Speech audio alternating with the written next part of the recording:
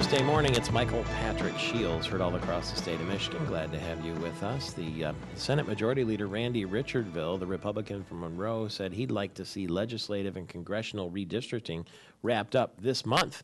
We're running out of time, but he said he'd like to see a June vote on bills, and the House Speaker Jace Bolger, Republican also from Marshall, said that he would like to have maps passed out of his chamber by early July. And what about the accusations of gerrymandering from Democrats and government critics? Well, Richardville said, quote, "My understanding of the definition of gerrymandering is that it's illegal, so we're making sure that the legal people are in the room when drawing the lines." Jocelyn Benson, the executive director of the Michigan Center for Election Law, is on the other end of our line. Do you take him at his word? Well, I think the people who should be in the room when the lines are drawn are citizens and the general public, not attorneys, special interests, and lobbyists. Why don't you give us a primer, because you're a professor at Wayne State University and ran for Secretary of State, and there are people right now who say, believe it or not, gerrymandering, redistricting. What's this all about, Alfie? Well, it's this idea of grouping voters into districts, and out of those districts they elect their representatives to Congress in Lansing. The important thing is that our state should, essentially invite those citizens who are grouped into these districts to have their own say in what districts they want to be grouped in. For example, if Lansing is grouped, and Ingham County is grouped with Livingston County, that can create a very different type of outcome than if it's grouped with Jackson or Calhoun County in terms of what Lansing and who Lansing elects to serve in Congress. And so citizens are significantly affected by the decision of how their congressional district is drawn, because it directly affects who they're able to elect to Congress. And that's why we should, at the very least, have a system that invites them to offer their input, and if anything else, or if nothing else, reaction to a map, if a map is going to be enacted into law here in the state.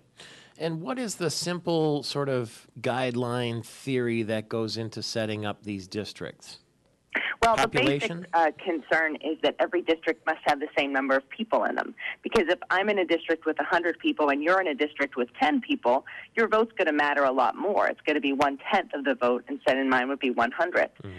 So the U.S. Constitution, under a Supreme Court decision from a few decades ago, requires that every district have the same number of people. So every 10 years, when the census numbers come out, this kicks off the new redistricting, because whatever entity in a state that is charged with drawing these district lines has to revisit the districts to make sure, ostensibly, there's the same number of people in each district. But with that come a lot of partisan and political implications that result in that word gerrymandering that we hear so much. So it says nothing about sort of race makeup of the district or your economic status in the district, that sort of thing. A person's a person. Well, that's what the Constitution says. And then on top of that, the other federal requirement is the Voting Rights Act, which says essentially recognizing that in the past, districts have been drawn to break up different communities, particularly based on race, to dilute their ability to elect a candidate of their choice. The Voting Rights Act requires, or basically bans, that type of discrimination and requires legislators or whoever's drawing the district lines to be conscious of the fact of the need to keep communities, particularly racial communities, together to comply with the Voting Rights Act. So for here in Michigan, that means essentially in the congressional districts, there has to be two districts that have a majority of African-American voters based on the population in southeast Michigan. So it's pretty... But that's it under federal law. Those are the two requirements: equal population and compliance with the Voting Rights Act. And when you're breaking eggs to make this big omelet, there are times when certain lines don't make sense. That's true. And it's interesting, the statement that gerrymandering is illegal. Political gerrymandering actually has not been found to be illegal by the U.S. Supreme Court.